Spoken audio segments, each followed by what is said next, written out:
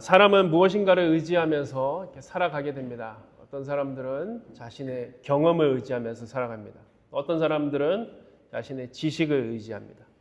어떤 사람들은 자신의 계획과 판단을 믿고 살아가게 됩니다. 물론 경험도 중요하고 지식도 중요합니다.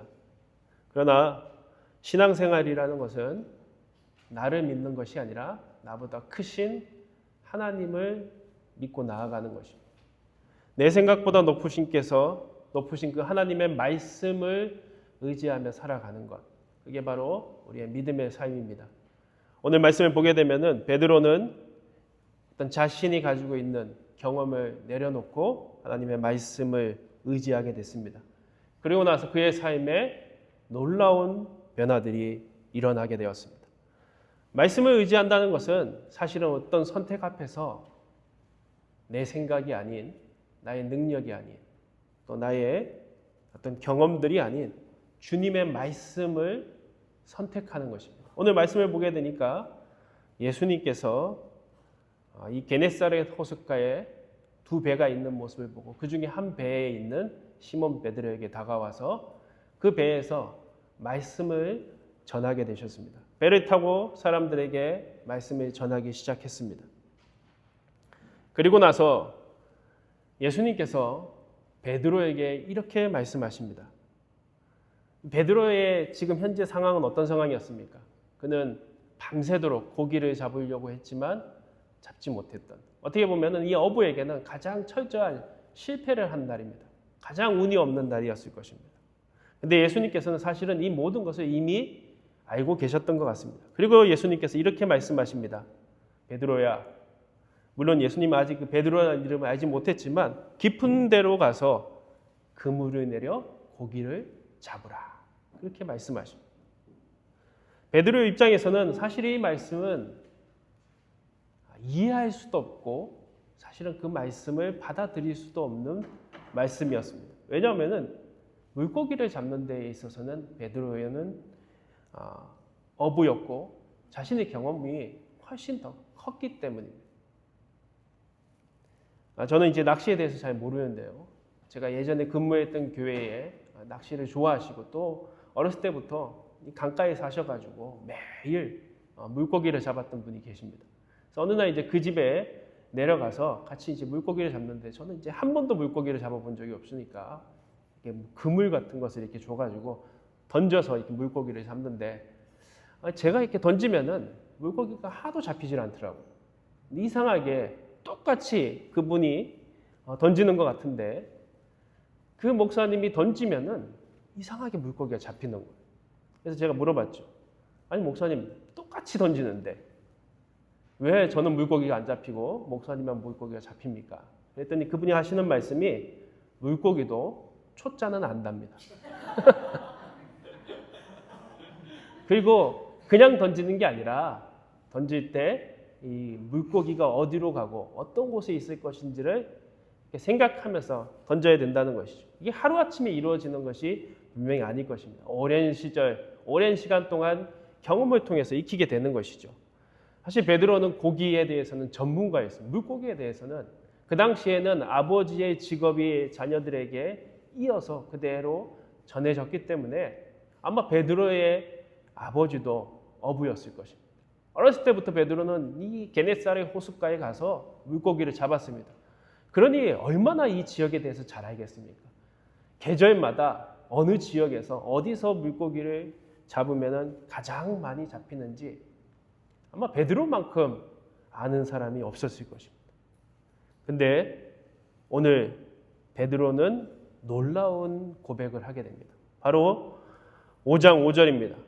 우리들이 밤이 새도록 수고하였으되 잡은 것이 없지만은 제가 말씀을 의지하여 그물을 내리리이다.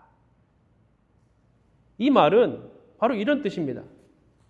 그 당시에 예수님은 또 랍비라는 말로 불렸습니다. 선생님이요. 제가 정말 이 물고기에 대해서는 너무나도 잘 압니다. 저희 경험과 저희 지식으로는 거기에 던져도 잡힐 리가 없는 곳이지만 제가 선생님의 말씀을 한번 믿어보고 그물을 던지겠습니다. 바로 이것이 사실은 믿음이라는 것이죠. 믿음은 내 생각을 가지고 하나님을 맞추는 것이 아닙니다. 믿음이라는 것은 내 생각과 지식과 경험을 내려놓는 것입니다. 그리고 하나님의 말씀을 순종하는 것입니다. 하나님의 말씀을 순종하고 따를 때 오늘 우리 안에 놀라운 일들이 일어나기 시작합니다. 베드로가 말씀대로 그물을 내렸을 때 어떤 일이 일어났습니까? 그 그물이 한가득 많은 물고기가 잡히게 됐습니다. 그래서 그 그물이 밑에 가라앉기 시작해서 베드로는 사람들을 막 불러 모으기 시작했습니다. 베드로는 아마 이 게네사렛 호숫가에서 평생을 물고기를 잡았지만 이런 경험은 처음 했을 것입니다. 어떻게 이런 일이 일어날 수가 있었습니까? 베드로의 실력이 갑자기 좋아진 것이 아닙니다. 그렇다고 어떤 방법이 바뀐 것도 아닙니다. 달라진 것은 하나밖에 없었습니다. 바로 자신의 경험이 아니라 자신의 지식이 아니라 예수님의 말씀을 의지한 것이죠. 여러분, 하나님은 어떤 분이십니까? 우리의 주님은 오늘 우리가 이 교회에 나오는, 오늘 우리가 기도하는, 찬송하는, 그리고 우리가 듣는 이 말씀은 하나님의 말씀인데 이 하나님은 어떤 분이십니까? 우리가 하나님을 어떻게 생각하더라도 우리의 생각보다 크신 분이 하나님이십니다. 나의 경험으로, 어떤 신앙적인 경험으로 아무리 경험하더라도 그 경험보다 크신 분이 하나님이십니다. 나의 능력보다 당연히 크신 분이 하나님이시라는 것이죠. 오늘 내가 하나님의 의지하고 믿고 따를 때 하나님은 나의 한계를 뛰어넘어서 놀라운 길로 우리를 인도하신다는 것이죠. 내가 상상도 할 수 없는 길로 우리를 인도하신다는 것입니다. 예레미야 33장 3절은 이렇게 우리에게 말씀하고 있습니다. 너는 내게 부르짖으라. 우리가 기도할 때 항상 이 말씀을 붙잡고 기도하는 아주 유명한 말씀이지 않습니까? 너는 내게 부르짖으라. 그 다음이 더 중요합니다. 나는 내게 응답하겠고 내가 알지 못하는 크고 은밀한 일을 내게 보이리라. 그렇게 말씀하십니다. 하나님은 어떤 분이십니까? 오늘 우리가 기도하면은 응답하실 뿐만 아니라 내가 상상도 할 수 없는, 여러분들이 어떤 극장에 가서 영화를 보면은 예고편 같은 것들이 있지 않습니까?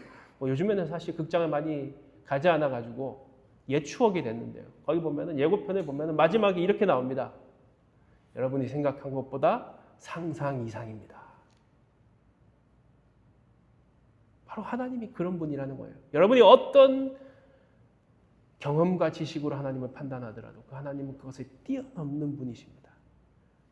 하나님을 의지하고 하나님의 약속을 믿고 하나님의 말씀을 의지하여 나아가는 사람들에게 하나님은 그렇게 역사하신다는 것이죠.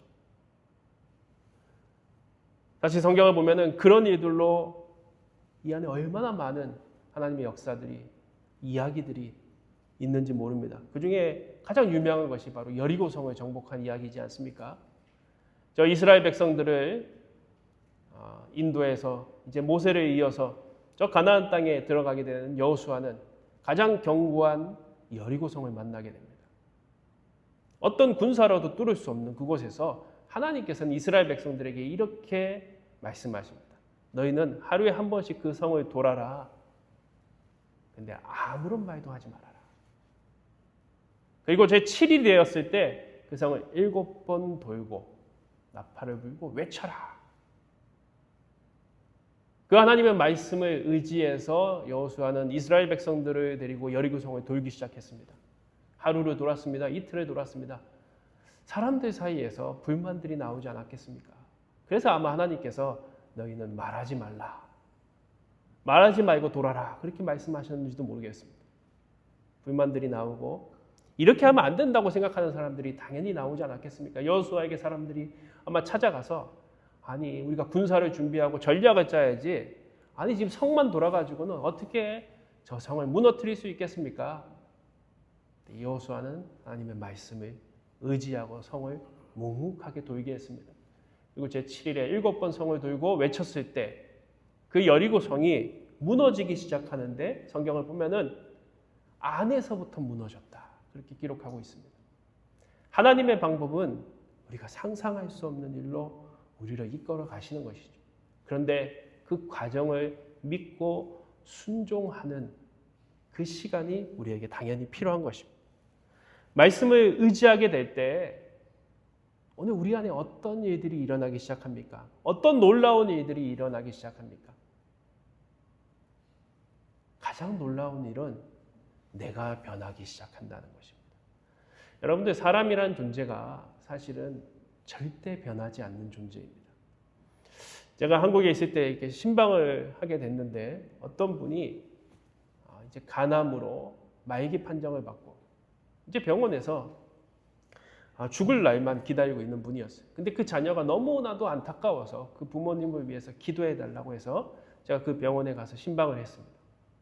그리고 가서 복음을 전하고 말씀을 드렸는데 이제 죽을 날을 앞두고 계심에도 불구하고 그 마음이 변하지 않더라고요. 받아들이질 않아요. 끝까지 거부하시더라고요. 사람이라는 존재가 그런 존재입니다. 죽을 때까지도 변하지 않는 존재.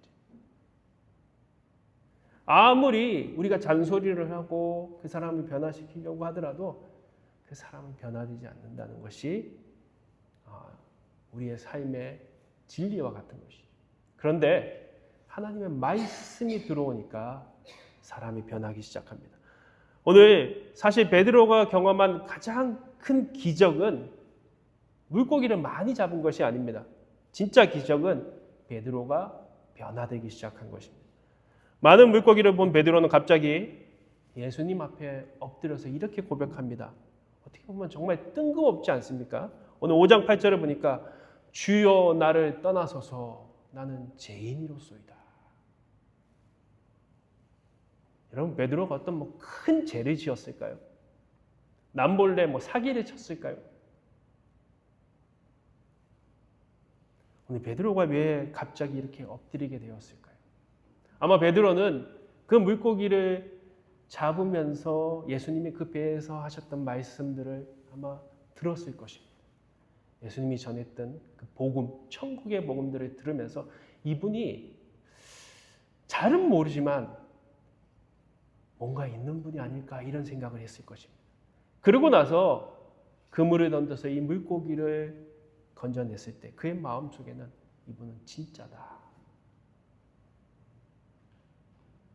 그리고 나서 그의 마음속에 성령께서 역사하신 것은 자신의 죄를 깨닫게 하신 것입니다. 예수님의 말씀이 우리에게 들어오면은 제일 먼저 우리 안에서 역사하시는 것이 바로 우리의 죄를 회개하게 되는 것입니다. 내가 얼마나 죄인인지를 알게 됩니다. 그리고 이 죄를 해결할 수 있는 방법이 예수님밖에 없음을 우리는 알게 됩니다. 내가 아무리 이 죄로부터 벗어나려고 해도 발버둥 쳐도 해결하려고 하더라도 아무리 이 죄를 해결할 수 없는 이 생명하고 같이 붙어있는 내가 죽어야지만 해결될 수 있는 아니 이 죄로 말미암아 죽으면 절대 구원받을 수 없는 이 죄의 사슬과 같은 것이 우리에게 얽어매고 있어서 절대 벗어날 수 없다는 사실을 깨닫게 되고 나를 구원하실 분은 예수님밖에 없다는 사실을 고백하게 된다는 것이죠. 그리고 나서 베드로의 삶의 방향은 완전히 달라지게 됩니다. 그리고 나서 예수님은 베드로에게 이렇게 새로운 삶의 목적을 주셨습니다.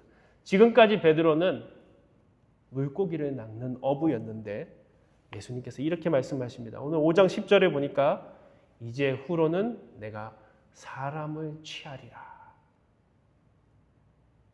현대인의 성경을 보니까 이제부터 너는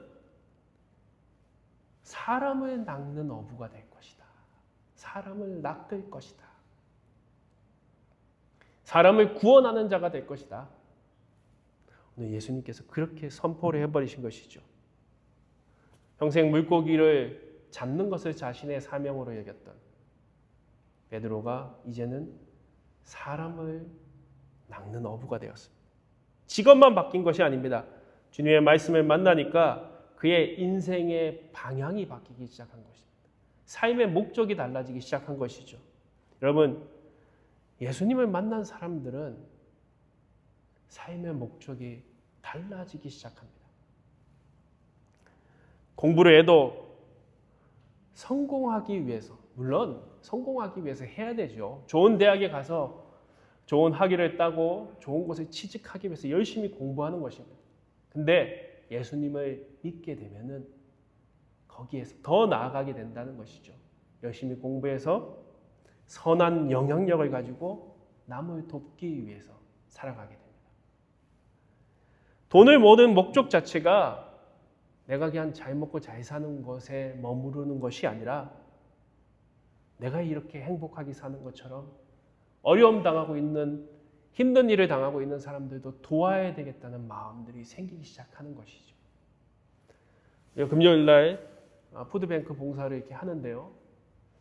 어떤 분이 너무너무 더운데 이렇게 두꺼운 외투를 입고 이렇게 오셨더라고요. 그 푸드뱅크에서는 이렇게 그린 카드라고 해서 그 사람의 신원을 이렇게 조사해 가지고 1년에 5번 이렇게 음식들을 가져갈 수 있도록 하는데, 그분이 이제 음식을 가져가는데 고기, 이렇게 냉장고에 있는 고기라든지 이런 것들도 가지고 가야 되는데 이분이 안 가지고 가겠다고 하시는 거예요. 그래서 제가 그분을 보면서 참 신기했습니다. 아니, 저 같으면은 오히려 저 고기라든지 이런 것들을 더 가져가서 맛있게 요리도 하고 영양도 보충할 것 같은데 이분은 그걸 안 가져가겠다는 거예요. 그래서 좀 신기했는데 어제 이제 교회에 여러 가지 정리도 하고 또 준비도 하는 가운데 우리 굿뉴스센터 옆에 보면은 이제 기도실이 있고 그 바깥으로 나가는 문이 있는데 거기에 누가 누워서 그곳에 있는 거예요. 잠을 자고 있더라고요. 그래서 유심히 봤더니 그 푸드뱅크에 왔던 그분이 거기에 누워 있는 것이죠. 오늘 아침에도 보니까 그분은 거기에 있으시더라고요. 그래서 제가 이제 점심 때 오늘 우리 피자를 먹는다고 하는데 그분을 이렇게 가능하면 이제 불러서 같이 식사를 이렇게 하려고 합니다. 여러분들 놀라지 마시고. 근데 제가 선한 마음 그런 것도 있겠지만 그분을 돕고 싶어 하는 마음, 그런 마음들이 우리에게 주시는 이유가 무엇입니까? 주님을 믿기 때문입니다. 그분도 주님의 자녀라는 사실을 우리가 알기 때문인 것이죠. 오늘 우리가 길을 가다 보면은 어려움 당하고 있는 사람들을 보게 됩니다. 노숙자라든지 도움을 구걸하고 도움을 바라는 분들이 계시죠. 우리가 다 도울 수 없습니다. 그분들의 삶을 우리가 변화시킬 수는 없습니다. 그러나 하나님을 믿는 사람들은 자기가 할 수 있는 방법들을 찾으려고 노력한다는 것이죠. 우리가 건강해야 되는 이유가 무엇입니까? 오래 살기 위해서입니다. 여러분, 여기 계신 여러분들 몇 살까지 살고 싶으십니까? 100세 이상. 오래오래 사십시오. 건강하게 사십시오. 좋은 것도 많이 드십시오. 그런데 우리가 건강하게 살아야 되는 이유는 오래 살기 위해서가 아니라 하나님의 사명을 잘 감당하기 위해서 건강해야 된다는 것이죠. 오늘부터 우리는 이제 성경 공부를 시작하려고 합니다. 5가지 확신이라는 제목으로 우리가 신앙생활하면서 가져야 된 가장 중요한 확신들이 무엇이 있을까? 쉬우면서도 가장 중요한 것을 이렇게 나눌 텐데요. 성경 공부의 목적이 무엇일까요? 우리가 다 알다시피 지식을 쌓는 것이 아닙니다. 물론 성경에 대한 지식도 필요할 것입니다. 성경의 내용을 아는 것도 필요합니다. 그러나 이 성경 공부의 목적은 지식을 쌓는 것이 아니라 오늘 우리가 이 말씀을 읽고 배우고 나누는 이유는 단 하나입니다. 오늘 베드로가 했던 것처럼, 고백했던 것처럼, 따랐던 것처럼 주님의 말씀을 의지하기 위해서, 주님의 말씀을 믿고 따르기 위해서 우리는 성경 공부를 하는 것이죠. 오늘 우리의 삶이 하나님의 말씀을 의지하기 시작하면은 나의 생각들이 바뀌기 시작합니다. 삶의 방향이 바뀌기 시작합니다. 인생의 목적들이 변하기 시작합니다. 그래서 성경은 이런 것을 새로운 삶이다 그렇게 얘기하는 것입니다. 새로운 탄생이다. 바로 고린도전서 5장 17절입니다. 그런즉 누구든지 그리스도 안에 있으면 새로운 피조물이라. 이전 것은 지나갔으니 보라 새 것이 되었도다. 예수님 안에 있으면 우리가 아기에서 태어난 것이 한 번 태어난 것이라면 예수님 안에 다시 우리는 새로운 생명으로 태어나고 살아나는 삶을 살아간다는 것이죠. 올해는 미국 건국 250주년이라고 합니다. 아마 미국 역사에서 빠질 수 없는 것이 노예 해방에 대한 내용들일 것입니다. 찬송가 305장의 작사가인 존 뉴턴이라는 사람이 있습니다. 이 305장은 나 같은 죄인 살리시, 영어로는 Amazing Grace라는 제목을 가지고 있습니다. 이 사람은 사실은 노예 상인이었습니다. 저 대서양을 건너서 미국에 노예를 거래하고 있던 그 사람이 어느 날 큰 폭풍을 만나게 됩니다. 그리고 그 속에서 자신이 어렸을 때 다녔던 그 교회에 하나님을 기억하게 됩니다. 그리고 그는 그곳에서 하나님 앞에 엎드리며 자신의 죄를 고백하기 시작했고 그의 삶은 변하기 시작했습니다. 그의 삶은 이제는 노예를 팔아서 이익을 취하는 가장 악독한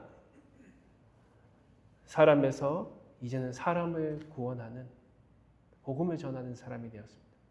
그리고 나서 그는 자신의 그 삶을 너무나도 감사해서 이 Amazing Grace라는 찬양을 작사하게 됩니다. 그는 천국에 가면은 세 가지 놀랄 일이 있다고 그렇게 얘기를 했습니다. 첫 번째는 천국에 갈 만한 사람들이 저 사람은 천국에 갈 것 같은데 그 사람이 천국에 없을 것이다. 두 번째는 천국에 가지 못할 것 같은 사람들이 천국에 있을 것이다. 우리 그렇게 판단하지 않습니까? 우리 속으로 사실 그렇게 판단하지 않습니까? 야, 저 사람은 천국 못 갈 거야. 여러분 다 자신 있으십니까? 그리고 마지막으로 세 번째로 가장 놀랄 일은 내가 그 중에 있을 것이다. 자신의 삶을 보니까 그 전에 그 노예를 팔았던 자신의 삶은 얼마나 더럽고 추악한 삶이었는지 모른다. 그런데 하나님이 나를 만나주셔서 다시 나를 변화시켜 주셨다. 그 은혜가 너무나도 커서 그냥 은혜가 아니라 이 존 뉴턴은 어메이징, 놀라운 은혜라고 고백하는 것이죠. 하나님의 말씀을 의지하면은 변할 것 같지 않던 사람들이 변하기 시작합니다. 저는 이 목회 경험들 속에서 그런 분들을 너무나도 많이 봤어요. 끊을 수 없는 것들을 하루아침에 끊는 분들을 봤어요. 중독에 쩔어 있었는데 절대 아무리 자기가 노력해도 끊을 수 없는 그 죄악들을 그의 마음속에 하나님의 말씀을 의지하기 시작할 때 그것이 끊어지는 역사들이 일어나는, 변할 것 같지 않던 사람들이 변하게 되는 놀라운 역사들을 보게 되었습니다. 여러분, 때로는 내 경험과 나의 지식으로 이해되지 않을 일들을 우리는 만나게 됩니다. 문제들을 만나게 됩니다. 그러나 그때 이 베드로를 기억하십시오. 그리고 이 베드로의 고백, 주님, 내가 이해할 수 없지만 나의 경험으로는 그렇게 되지 않을 것 같지만 제가 주님의 말씀을 의지하고 저 깊은 곳에 저 문제 가운데 그물을 던지겠습니다. 그때 베드로의 삶이 변화된 것처럼 오늘 우리의 삶 가운데 놀라운 하나님의 역사가 시작될 것입니다. 오늘 그것을 믿는 믿음으로 승리하시는 삶이 되시기를 주님의 이름으로 기도하겠습니다.